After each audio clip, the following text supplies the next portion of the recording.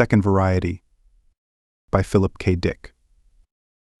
The claws were bad enough in the first place, nasty, crawling little death robots.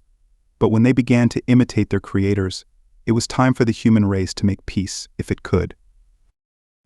The Russian soldier made his way nervously up the ragged side of the hill, holding his gun ready. He glanced around him, licking his dry lips, his face set. From time to time he reached up a gloved hand and wiped perspiration from his neck, pushing down his coat collar. Eric turned to Corporal Leon. "Want him? Or can I have him?" He adjusted the view sight so the Russian's features squarely filled the glass, the lines cutting across his hard, somber features. Leon considered.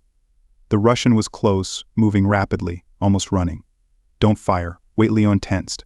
"I don't think we're needed." The Russian increased his pace, kicking ash and piles of debris out of his way. He reached the top of the hill and stopped, panting, staring around him. The sky was overcast, drifting clouds of gray particles. Bare trunks of trees jutted up occasionally. The ground was level and bare, rubble-strewn, with the ruins of buildings standing out here and there like yellowing skulls. The Russian was uneasy. He knew something was wrong. He started down the hill. Now he was only a few paces from the bunker. Eric was getting fidgety. He played with his pistol, glancing at Leon. "Don't worry," Leon said. "He won't get here. They'll take care of him." "Are you sure?" "He's got damn far. They hang around close to the bunker. He's getting into the bad part. Get set." The Russian began to hurry, sliding down the hill, his boots sinking into the heaps of gray ash, trying to keep his gun up. He stopped for a moment, lifting his field glasses to his face. "He's looking right at us," Eric said. The Russian came on. They could see his eyes like two blue stones. His mouth was open a little. He needed to shave. His chin was stubbled. On one bony cheek was a square of tape, showing blue at the edge. A fungoid spot. His coat was muddy and torn. One glove was missing. As he ran, his belt counter bounced up and down against him. Leon touched Eric's arm. "Here one comes." Across the ground something small and metallic came, flashing in the dull sunlight of midday. A metal sphere. It raced up the hill after the Russian, its treads flying. It was small, one of the baby ones.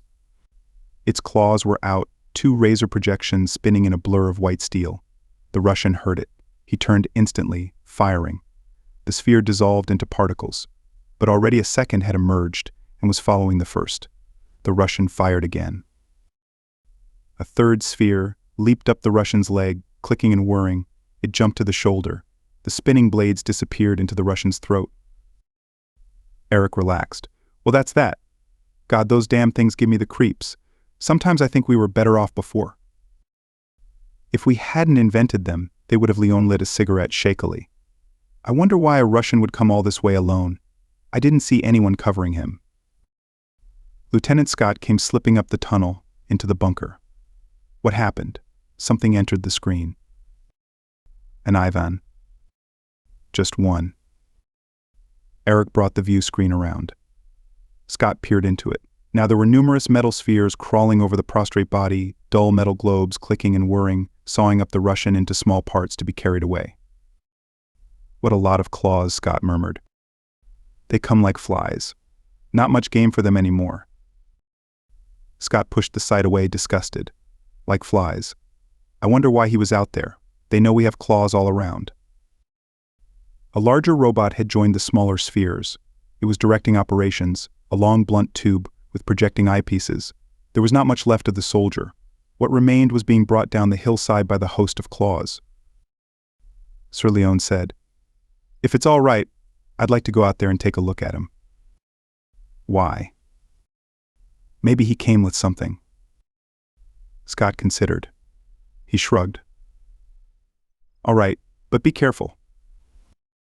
"I have my tab." Leon patted the metal band at his wrist. "I'll be out of bounds."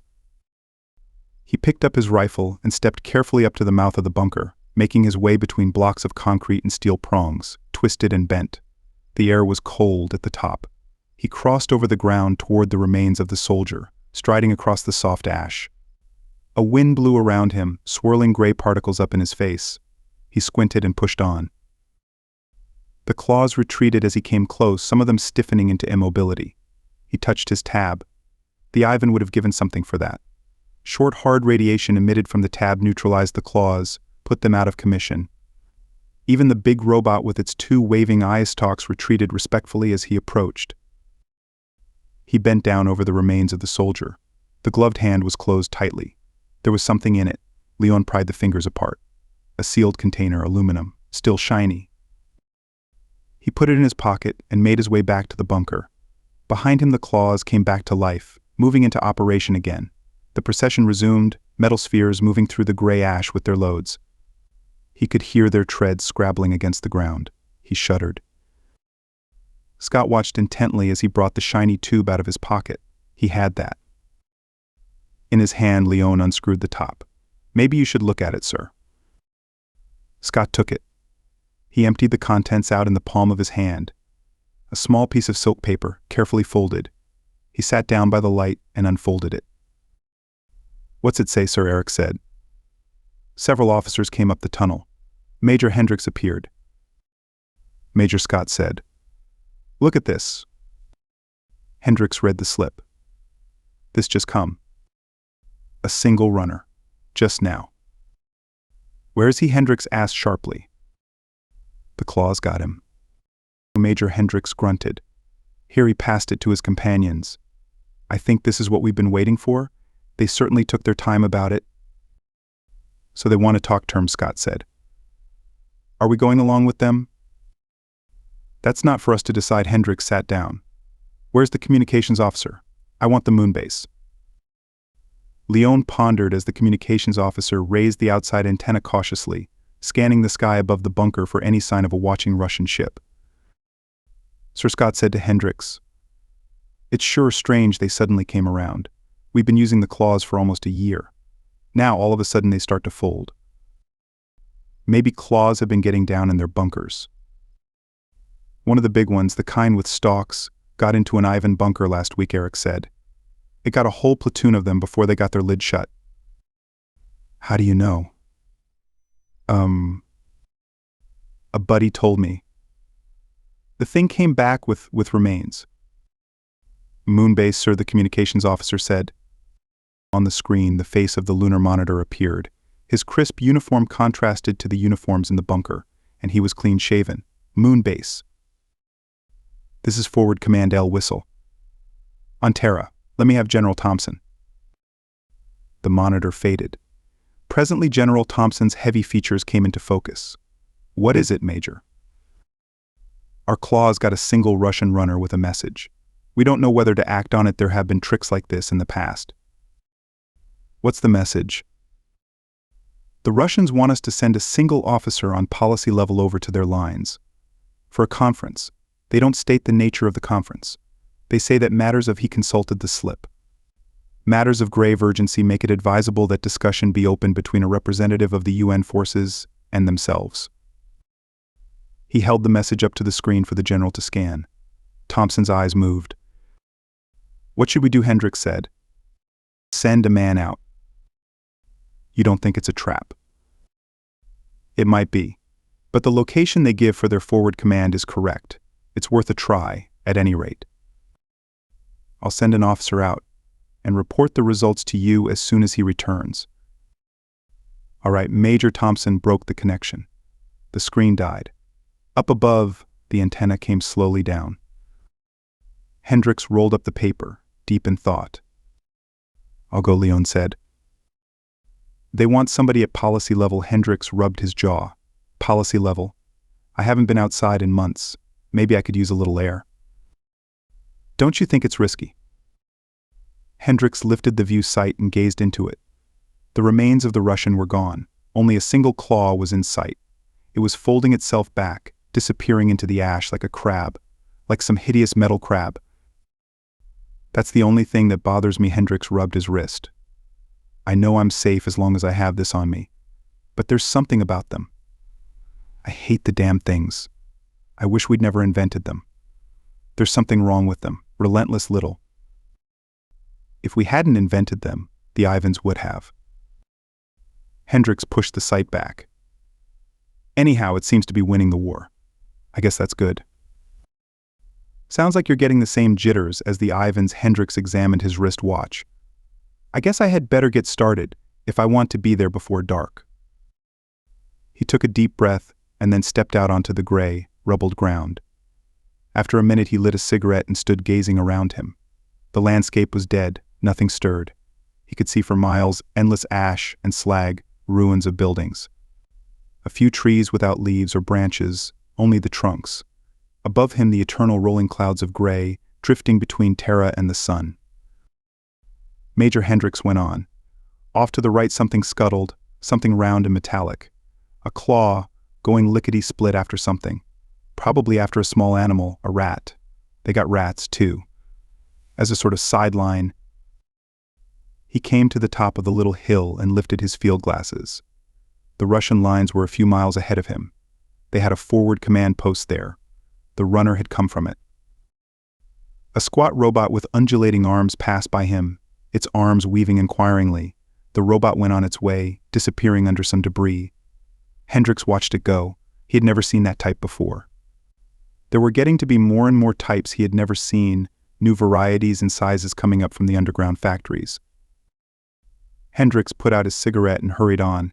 It was interesting, the use of artificial forms in warfare. How had they got started? Necessity. The Soviet Union had gained great initial success, usual with the side that got the war going. Most of North America had been blasted off the map. Retaliation was quick in coming, of course. The sky was full of circling disc bombers long before the war began. They had been up there for years. The discs began sailing down all over Russia within hours after Washington got it. But that hadn't helped Washington. The American bloc governments moved to the moon base the first year. There was not much else to do. Europe was gone a slag heap with dark weeds growing from the ashes and bones. Most of North America was useless, nothing could be planted, no one could live. A few million people kept going up in Canada and down in South America. But during the second year, Soviet parachutists began to drop, a few at first, then more and more. They wore the first really effective anti-radiation equipment. What was left of American production moved to the moon, along with the governments. All but the troops. The remaining troops stayed behind as best they could, a few thousand here, a platoon there. No one knew exactly where they were. They stayed where they could, moving around at night, hiding in ruins, in sewers, cellars with the rats and snakes. It looked as if the Soviet Union had the war almost won. Except for a handful of projectiles fired off from the moon daily, there was almost no weapon in use against them. They came and went as they pleased. The war, for all practical purposes, was over. Nothing effective opposed them. And then the first claws appeared, and overnight the complexion of the war changed. The claws were awkward at first, slow. The Ivans knocked them off almost as fast as they crawled out of their underground tunnels, but then they got better, faster and more cunning. Factories, all on Terra, turned them out. Factories a long way underground, behind the Soviet lines, factories that had once made atomic projectiles, now almost forgotten. The claws got faster, and they got bigger. New types appeared, some with feelers, some that flew. There were a few jumping kinds. The best technicians on the moon were working on designs, making them more and more intricate, more flexible. They became uncanny. The Ivans were having a lot of trouble with them. Some of the little claws were learning to hide themselves, burrowing down into the ash, lying in wait. And then they started getting into the Russian bunkers, slipping down when the lids were raised for air and a look around. One claw inside a bunker, a churning sphere of blades and metal, that was enough. And when one got in, others followed. With a weapon like that, the war couldn't go on much longer. Maybe it was already over. Maybe he was going to hear the news. Maybe the Politburo had decided to throw in the sponge. Too bad it had taken so long. 6 years. A long time for war like that, the way they had waged it. The automatic retaliation discs, spinning down all over Russia, hundreds of thousands of them. Bacteria crystals. The Soviet-guided missiles, whistling through the air. The chain bombs.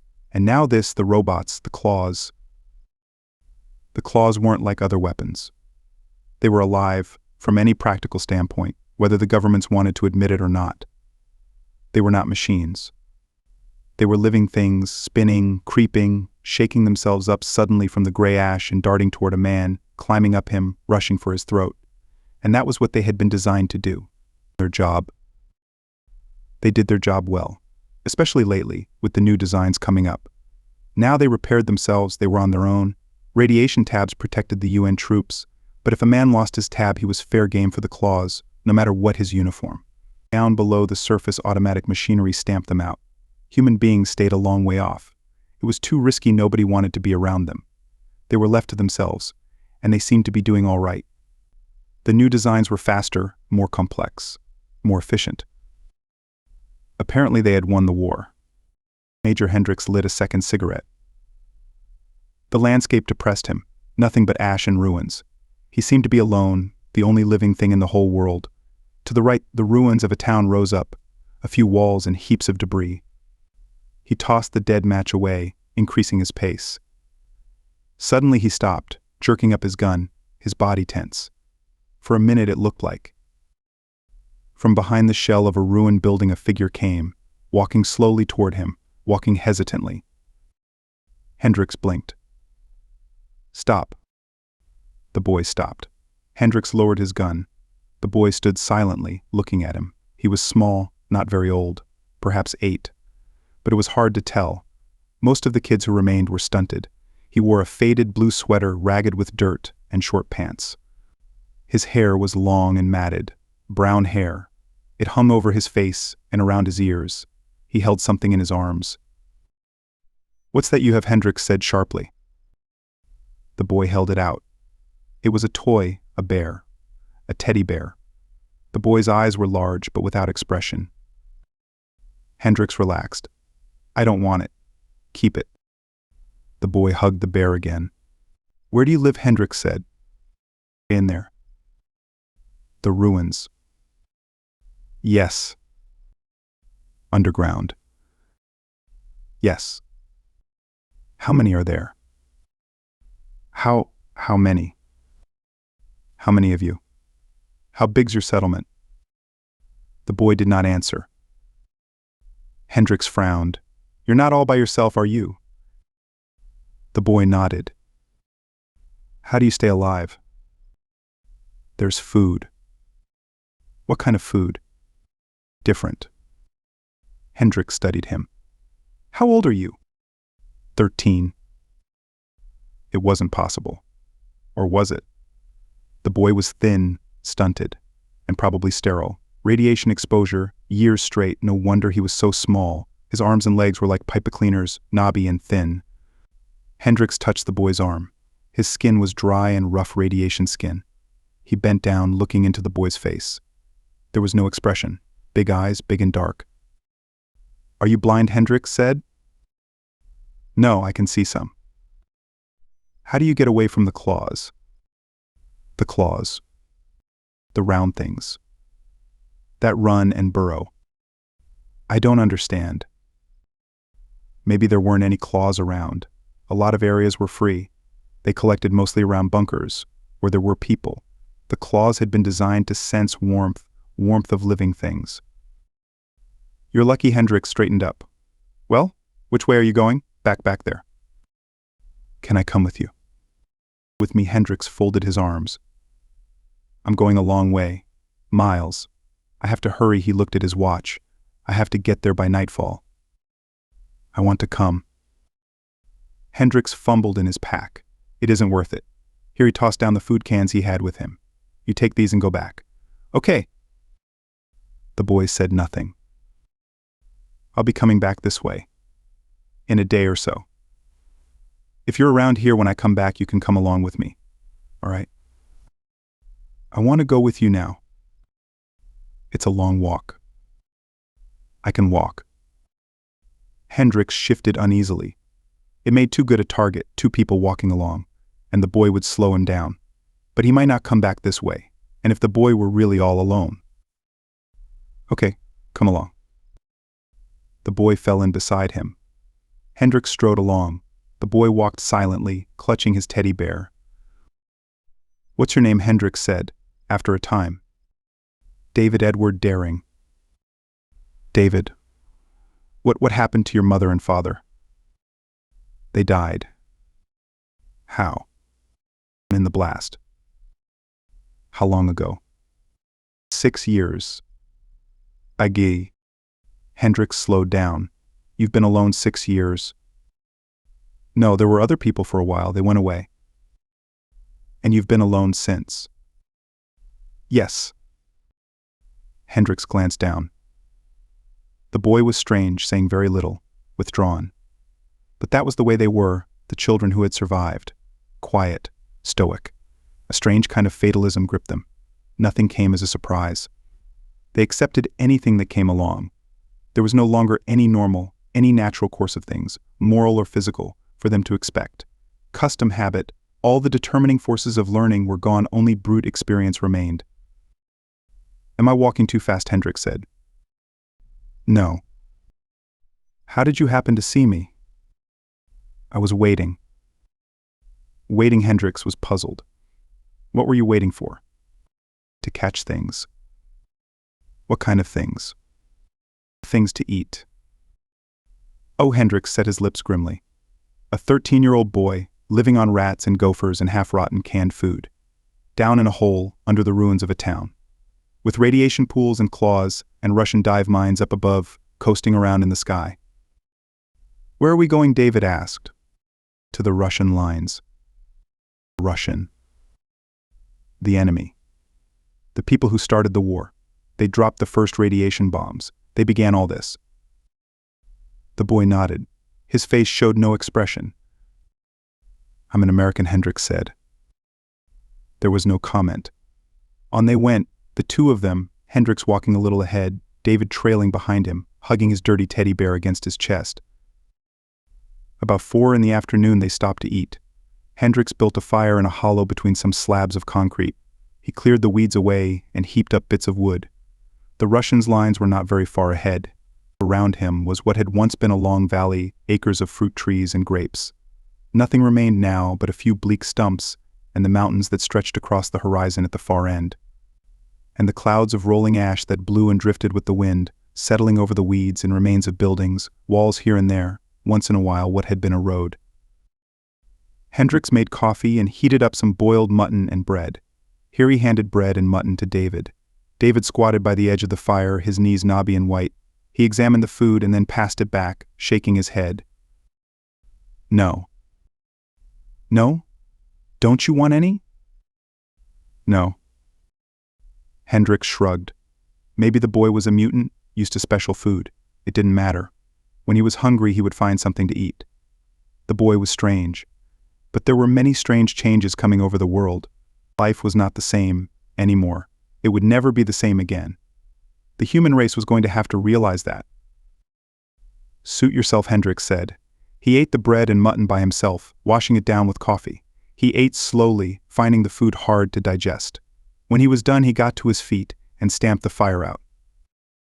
David rose slowly, watching him with his young old eyes. We're going, Hendricks said. All right. And Hendricks walked along, his gun in his arms. They were close. He was tense, ready for anything.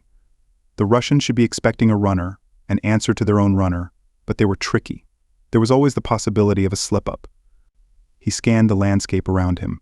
Nothing but slag and ash, a few hills, charred trees, concrete walls. But someplace ahead was the first bunker of the Russian lines, the forward command. Underground, buried deep, with only a periscope showing, a few gun muzzles. Maybe an antenna. Will we be there soon? David asked. Yes. Getting tired. No. Why then? David did not answer. He plodded carefully along behind, picking his way over the ash. His legs and shoes were gray with dust. His pinched face was streaked, lines of gray ash and rivulets down the pale white of his skin. There was no color to his face. Typical of the new children, growing up in cellars and sewers and underground shelters. Hendricks slowed down. He lifted his field glasses and studied the ground ahead of him. Were they there someplace, waiting for him, watching him, the way his men had watched the Russian runner? A chill went up his back. Maybe they were getting their guns ready, preparing to fire, the way his men had prepared, made ready to kill. Hendricks stopped, wiping perspiration from his face. Damn, it made him uneasy, but he should be expected. The situation was different. He strode over the ash, holding his gun tightly with both hands. Behind him came David. Hendricks peered around, tight-lipped. Any second it might happen. A burst of white light, a blast, carefully aimed from inside a deep concrete bunker. He raised his arm and waved it around in a circle. Nothing moved. To the right a long ridge ran, topped with dead tree trunks. A few wild vines had grown up around the trees, remains of arbors, and the eternal dark weeds. Hendricks studied the ridge. Was anything up there? Perfect place for a lookout. He approached the ridge warily, David coming silently behind. If it were his command, he'd have a sentry up there, watching for troops trying to infiltrate into the command area. Of course, if it were his command, there would be the claws around the area for full protection. He stopped, feet apart, hands on his hips. "Are we there?" David said. "Almost." Why have we stopped?" "I don't want to take any chances." Hendricks advanced slowly. Now the ridge lay directly beside him, along his right, overlooking him. His uneasy feeling increased. If an Ivan were up there, he wouldn't have a chance. He waved his arm again. They should be expecting someone in the UN uniform, in response to the note capsule, unless the whole thing was a trap. "Keep up with me." He turned toward David. "Don't drop behind." "With you." "Up beside me. We're close. We can't take any chances. Come on." "I'll be all right." David remained behind him, in the rear, a few paces away, still clutching his teddy bear. "Have it your way." Hendricks raised his glasses again, suddenly tense. For a moment had something moved? He scanned the ridge carefully. Everything was silent. Dead, no life up there, only tree trunks and ash. Maybe a few rats. The big black rats that had survived the claws. Mutants built their own shelters out of saliva and ash. Some kind of plaster. Adaptation. He started forward again. A tall figure came out on the ridge above him, cloak flapping, gray-green. A Russian. Behind him a second soldier appeared, another Russian. Both lifted their guns, aiming. Hendricks froze. He opened his mouth. The soldiers were kneeling, sighting down the side of the slope. A third figure had joined them on the ridge top, a smaller figure in gray-green, a woman. She stood behind the other two. Hendricks found his voice. "Stop," he waved up at them frantically. I'm. The two Russians fired. Behind Hendricks there was a faint pop. Waves of heat lapped against him, throwing him to the ground. Ash tore at his face, grinding into his eyes and nose. Choking, he pulled himself to his knees. It was all a trap. He was finished. He had come to be killed, like a steer. The soldiers and the woman were coming down the side of the ridge toward him, sliding down through the soft ash. Hendricks was numb. His head throbbed. Awkwardly, he got his rifle up and took aim. It weighed 1,000 tons. He could hardly hold it. His nose and cheeks stung. The air was full of the blast smell, a bitter, acrid stench. "Don't fire," the first Russian said, in heavily accented English. The three of them came up to him, surrounding him. "Put down your rifle," Yank the other said. Hendricks was dazed. Everything had happened so fast. He had been caught, and they had blasted the boy. He turned his head. David was gone. What remained of him was strewn across the ground. The three Russians studied him curiously. Hendricks sat, wiping blood from his nose, picking out bits of ash. He shook his head, trying to clear it. "Why did you do it?" he murmured thickly. "The boy." Why? One of the soldiers helped him roughly to his feet. He turned Hendricks around. "Look." Hendricks closed his eyes. "Look." The two Russians pulled him forward. "See. Hurry up." "There isn't much time to spare." Yank. Hendricks looked and gasped. "See now?" "Now do you understand?" From the remains of David a metal wheel rolled, relays, glinting metal, parts, wiring. One of the Russians kicked at the heap of remains. Parts popped out, rolling away, wheels and springs and rods. A plastic section fell in, half charred. Hendricks bent shakily down. The front of the head had come off.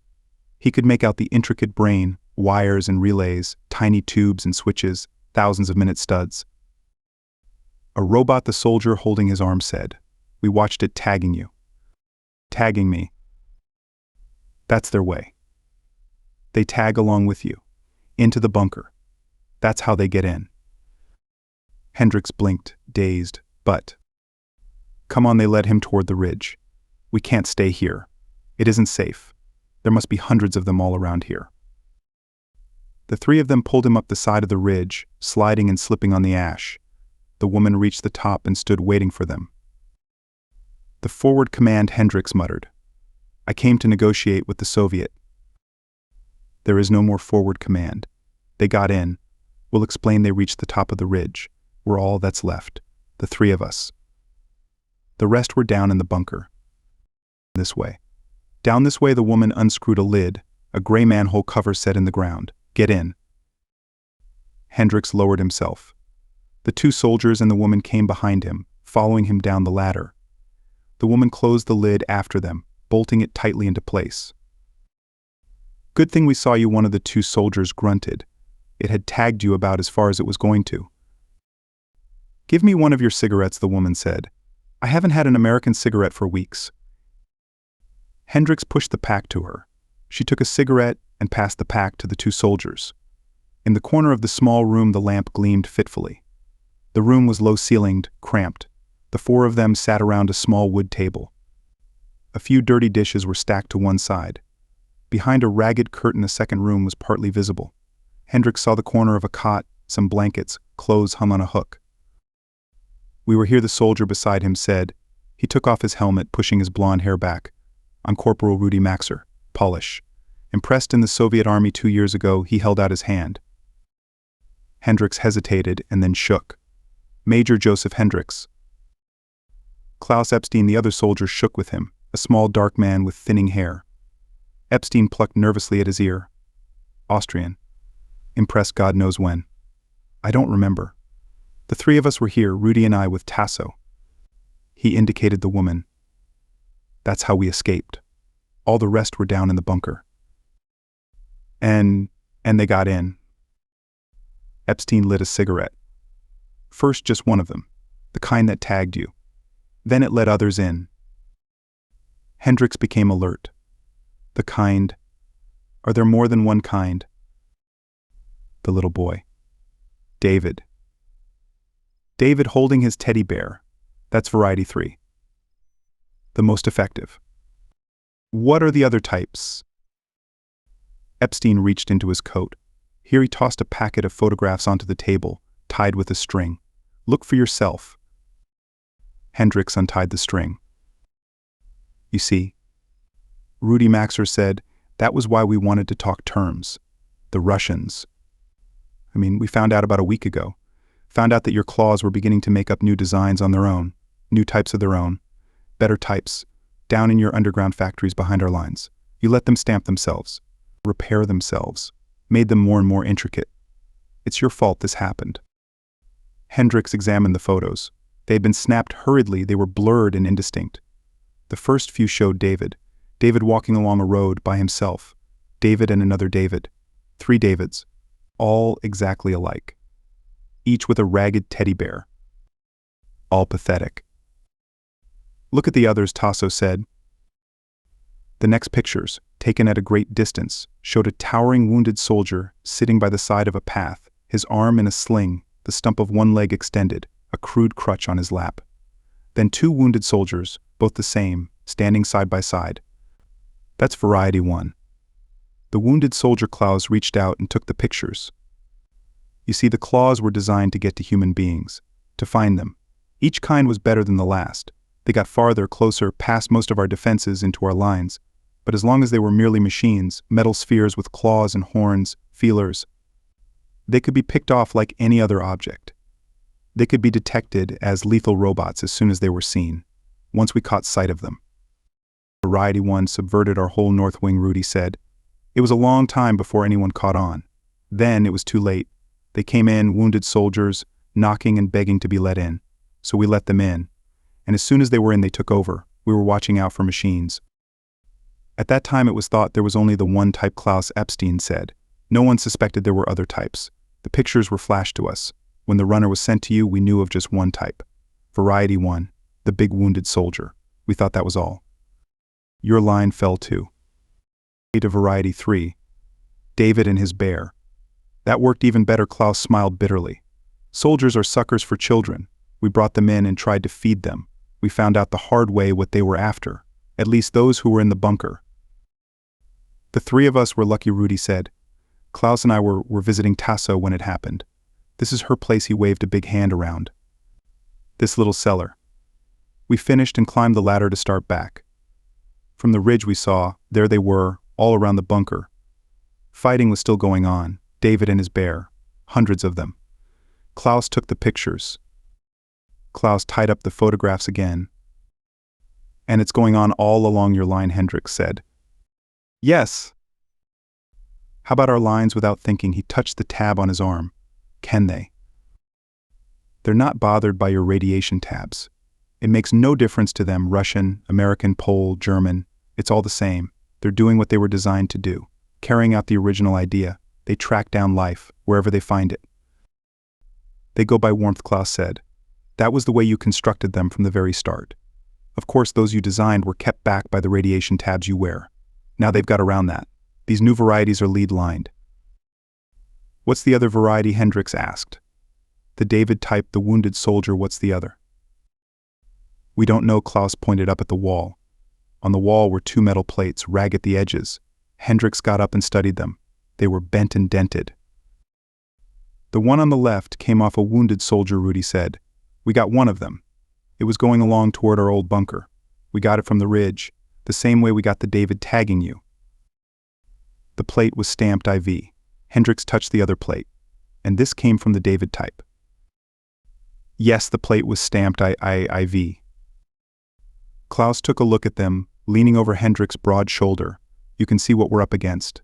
There's another type. Maybe it was abandoned. Maybe it didn't work. But there must be a second variety. There's 1 and 3. You were lucky, Rudy said. The David tagged you all the way here and never touched you. Probably thought you'd get it into a bunker, somewhere. One gets in and it's all over, Klaus said. They move fast. One lets all the rest inside. They're inflexible. Machines with one purpose. They were built for only one thing. He rubbed sweat from his lip. We saw. They were silent. Let me have another cigarette, Yank Tasso said. They are good. I almost forgot how they were. It was night. The sky was black. No stars were visible through the rolling clouds of ash. Klaus lifted the lid cautiously so that Hendricks could look out. Rudy pointed into the darkness. Over that way are the bunkers, where we used to be. Not over half a mile from us. It was just chance Klaus and I were not there when it happened. Weakness. Saved by our lusts. All the rest must be dead, Klaus said in a low voice. It came quickly. This morning the Politburo reached their decision. They notified us forward command. Our runner was sent out at once. We saw him start toward the direction of your lines. We covered him until he was out of sight. Alex Rodrivsky. We both knew him. He disappeared about 6 o'clock. The sun had just come up. About noon Klaus and I had an hour relief. We crept off, away from the bunkers. No one was watching. We came here. There used to be a town here, a few houses. The street. This cellar was part of a big farmhouse. We knew Tasso would be here, hiding down in her little place. We had come here before. Others from the bunkers came here. Today happened to be our turn. So we were saved, Klaus said. Chance, it might have been others. We finished, and then we came up to the surface and started back along the ridge. That was when we saw them, the Davids. We understood right away. We had seen the photos of the first variety. The wounded soldier. Our commissar distributed them to us with an explanation. If we had gone another step, they would have seen us. As it was, we had to blast 2 Davids before we got back. There were hundreds of them all around, like ants. We took pictures and slipped back here, bolting the lid tight. They're not so much when you catch them alone. We moved faster than they did, but they're inexorable. Not like living things, they came right at us, and we blasted them. Major Hendricks rested against the edge of the lid, adjusting his eyes to the darkness. Is it safe to have the lid up at all? If we're careful. How else can you operate your transmitter? Hendricks lifted the small belt transmitter slowly. He pressed it against his ear. The metal was cold and damp. He blew against the mic, raising up the short antenna. A faint hum sounded in his ear. That's true, I suppose. But he still hesitated. We'll pull you under if anything happens, Klaus said. Thanks. Hendricks waited a moment, resting the transmitter against his shoulder. Interesting, isn't it? What? The new types, the new varieties of claws. We're completely at their mercy, aren't we? By now they've probably gotten into the UN lines too. It makes me wonder if we're not seeing the beginning of a new species. The new species. Evolution. The race to come after man. Rudy grunted. There is no race after man. No? Why not? Maybe we're seeing it now, the end of human beings, the beginning of the new society. They're not a race. They're mechanical killers. You made them to destroy. That's all they can do. They're machines with a job. So it seems now. But how about later on? After the war is over, maybe when there aren't any humans to destroy, their real potentialities will begin to show. You talk as if they were alive. Aren't they? There was silence. They're machines, Rudy said. They look like people, but they're machines. Use your transmitter, Major Klaus said. We can't stay up here forever. Holding the transmitter tightly, Hendricks called the code of the command bunker. He waited, listening. No response. Only silence. He checked the leads carefully. Everything was in place. Scott, he said into the mic. Can you hear me? Silence. He raised the gain up full and tried again. Only static. I don't get anything. They may hear me, but they may not want to answer. Tell them it's an emergency. They'll think I'm being forced to call. Under your direction, he tried again, outlining briefly what he had learned, but still the phone was silent, except for the faint static. Radiation pools kill most transmission, Klaus said. After a while. Maybe that's it. Hendricks shut the transmitter up. No use. No answer. Radiation pools? Maybe. Or they hear me but won't answer. Frankly, that's what I would do if a runner tried to call from the Soviet lines. They have no reason to believe such a story. They may hear everything I say. Or maybe it's too late. Hendricks nodded. We better get the lid down, Rudy said nervously. We don't want to take unnecessary chances. They climbed slowly back down the tunnel. Klaus bolted the lid carefully into place. They descended into the kitchen. The air was heavy and close around them. Could they work that fast? Hendricks said. I left the bunker this noon, 10 hours ago. How could they move so quickly? It doesn't take them long. Not after the first one gets in. It goes wild. You know what the little claws can do. Even one of these is beyond belief. Razors, each finger. Maniacal. All right, Hendricks moved away impatiently. He stood with his back to them. What's the matter, Rudy said. The moon base. God, if they've gotten there. The moon base. Hendricks turned around. They couldn't have got to the moon base. How would they get there? It isn't possible. I can't believe it. What is this moon base? We've heard rumors, but nothing definite. What is the actual situation? You seem concerned. We're supplied from the moon. The governments are there, under the lunar surface. All our people and industries. That's what keeps us going. If they should find some way of getting off Terra, onto the moon. It only takes one of them. Once the first one gets in, it admits the others. Hundreds of them, all alike. You should have seen them. Identical, like ants. Perfect socialism, Tasso said. The ideal of the communist state, all citizens interchangeable. Klaus grunted angrily. That's enough. Well, what next? Hendricks paced back and forth, around the small room. The air was full of smells of food and perspiration. The others watched him. Presently Tasso pushed through the curtain, into the other room. I'm going to take a nap. The curtain closed behind her. Rudy and Klaus sat down at the table, still watching Hendricks. It's up to you, Klaus said.